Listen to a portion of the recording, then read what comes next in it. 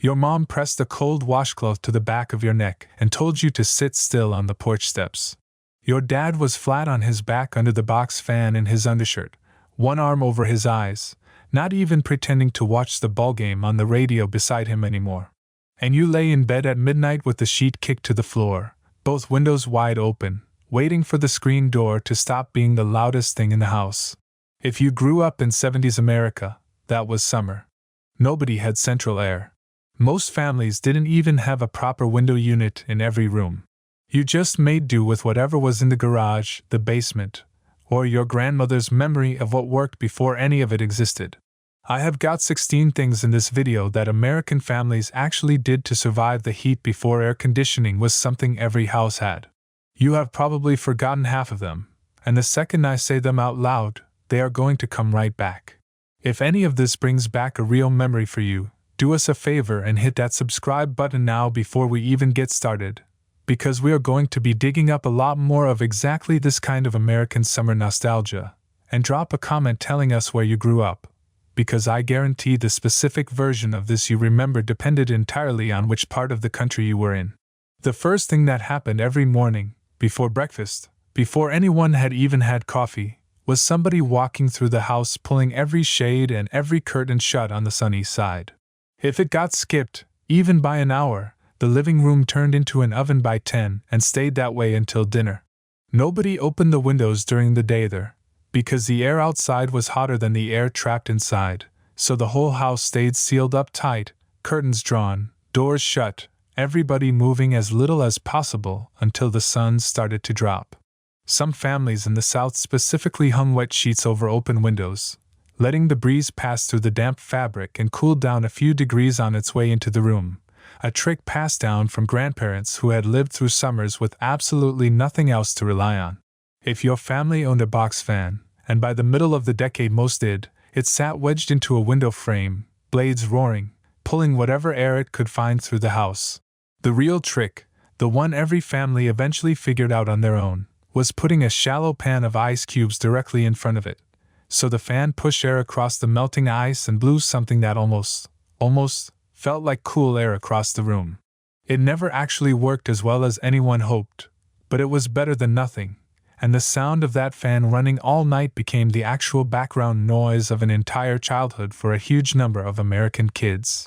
Then there was the car. Almost every family car in 70s America had dark vinyl bench seats, no air conditioning, or air conditioning that the family simply could not afford to run because it dragged the mileage down, and gas prices had just tripled overnight. The Ford Pinto, the Chevy Nova, the family station wagon with the fake wood paneling down the side, none of them had any real relief built in beyond a wing vent window you could crank open to blast hot air directly at your own face. A car that had been parked in a shopping center lot for 20 minutes had a steering wheel you genuinely could not touch and a seat that left a mark on the back of your bare thighs the second you sat down. Kids in shorts learned to hover over the seat for a few seconds before actually committing to sitting on it, and even then you were stuck fast within a block. Peeling yourself off that vinyl at the end of a car ride left a red waffle pattern across the back of your legs that lasted the rest of the afternoon. And the whole car smelled like hot plastic and whatever vinyl cleaner your mom used, baked into the dashboard permanently. Back in the kitchen, there was a whole separate system built entirely around cold water and a washcloth. A cloth run under the tap, wrung out, folded, and either draped across the back of your neck or laid flat over your forehead while you lay flat on the living room floor because the floor itself was always a few degrees cooler than the couch. It stayed cold for about 5 minutes before it needed rinsing again, and that cycle repeated itself all afternoon, especially for anyone who had been sent outside to play and came back in glowing red.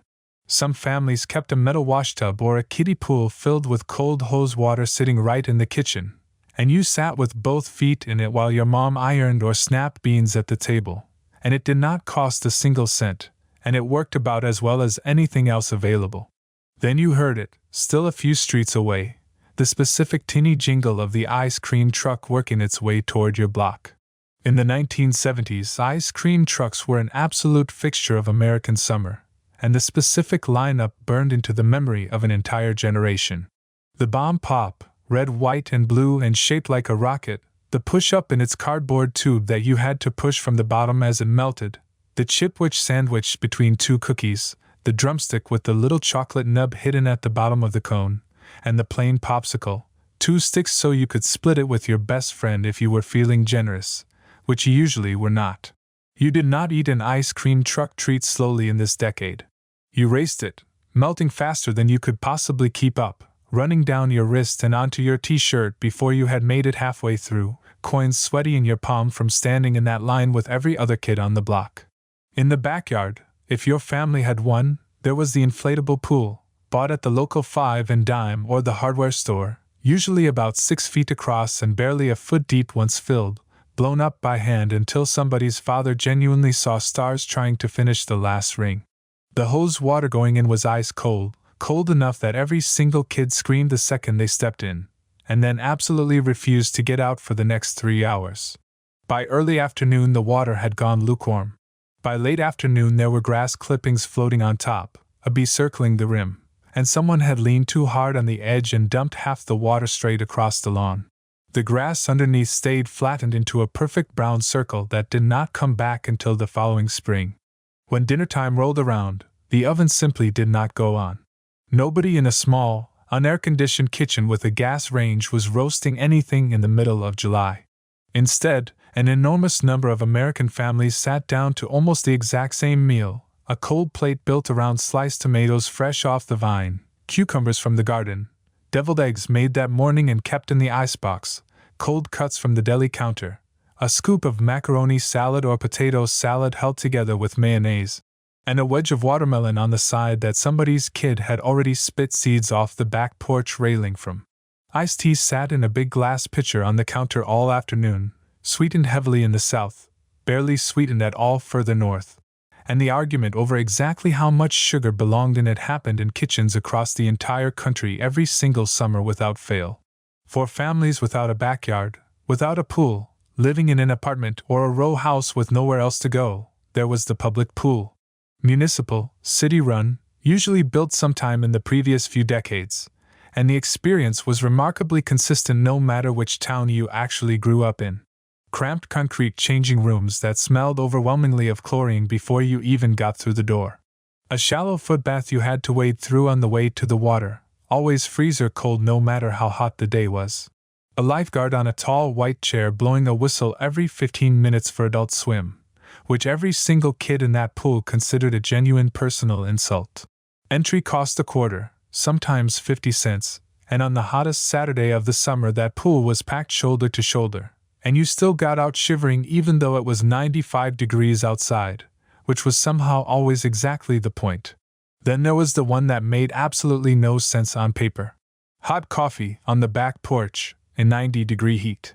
Your grandfather, sitting in a lawn chair in his undershirt, work pants, and dress shoes, wrapping both hands around a steaming mug like it was January. The logic, passed down from an entire earlier generation without anyone ever really questioning it, was that a hot drink made you sweat, and that sweat, once it hit the air, actually cooled your skin down more than a cold drink ever could. Whether it genuinely worked did not seem to matter much to anyone repeating it.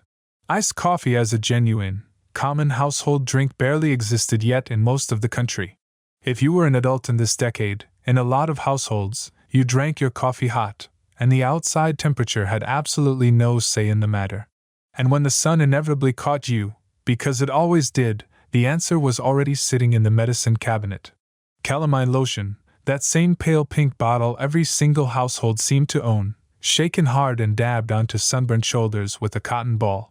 It dried into a chalky pink film that felt cool for exactly 4 minutes, and then went tight and itchy for the rest of the evening. You went to bed with it still on and woke up with a pink smudge pressed into the pillowcase. Every single kid in America had that exact look at some point every single summer, pink, white, and starting to peel by the following weekend. Here is one that felt uniquely American in its own way. The screen door, the lawn sprinkler, and the transistor radio, 3 things that always seemed to show up together on a summer evening. The screen door itself, wooden framed with a spring-loaded closer that slammed shut with a specific, unmistakable bang every single time a kid ran through it, in and out, dozens of times an hour, the actual soundtrack of a summer afternoon, whether anyone wanted it to be or not. The oscillating lawn sprinkler, set up in the middle of the yard, turned on specifically so kids could run through it screaming, time to a rhythmic back and forth arc that everyone learned to predict after the third pass. And the transistor radio, sitting on the porch railing or balanced on a lawn chair arm, tuned to the ballgame, the announcer's voice drifting lazily across a hot backyard while your dad dozed off in a folding chair before the fourth inning had even finished, and he genuinely never heard a single pitch after that. The evenings, though, were the actual best part of the entire day. After dinner, once the house had gone from unbearable to merely warm, everybody came back outside. Lawn chairs pulled out onto the driveway. Moms sitting on the front steps with a glass of iced tea. Dads out front hosing down the car for no real reason except that it gave them something to do with their hands while they talked to the neighbor. Kids stayed out in the street until 9 or 10 because it was still light, and nobody particularly wanted to go back inside where it was hotter. Neighbors who had barely spoken all winter ended up leaning over the same fence for an hour straight. Somebody's television flickered through an open window. A lawnmower ran 2 houses down. Kids got called in one at a time as it finally started to get dark, and for a few weeks every single summer, an entire street genuinely felt different, alive in a way it simply was not the rest of the year, and nobody was in any particular hurry to be anywhere else. When it was finally time for bed, everything heavy came off the mattress entirely, every blanket kicked to the floor or shoved into the closet. You slept under a single sheet, and if that sheet happened to be one of the slicker polyester blend ones instead of plain cotton, you knew it the second you lay down. Every window in the house went up as far as it would physically go. The house that had stayed sealed shut all day long was finally, completely open. You would lie there in the dark and pick up on things you never normally noticed: a television through the wall, a screen door slamming 3 houses down, the last cicadas of the evening finally winding down. On the genuinely worst nights, even with every window open, the upstairs bedrooms stayed too hot to actually sleep in. And kids grabbed a pillow and came downstairs to sleep on the living room couch or stretched out flat on the cool kitchen linoleum, which felt strange and slightly ridiculous but was undeniably, genuinely cooler than anywhere else in the house. Some families dragged a mattress straight into the living room and the entire household ended up sleeping together in one room, sprawled across the floor in front of the box fan, waiting.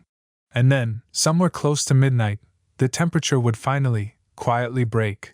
You would feel the air shift just enough through the open window to actually pull that thin sheet up over your shoulder, and somewhere in that exact moment, without ever quite noticing it happen, you were asleep. If any of this took you straight back, tell us in the comments exactly what you remember doing on the hottest nights of the summer, and where you grew up doing it, because I promise the specifics change depending on which part of the country you were in. And if you know somebody who grew up exactly the same way, send this video straight to them. Please hit that subscribe button so these stories keep finding you.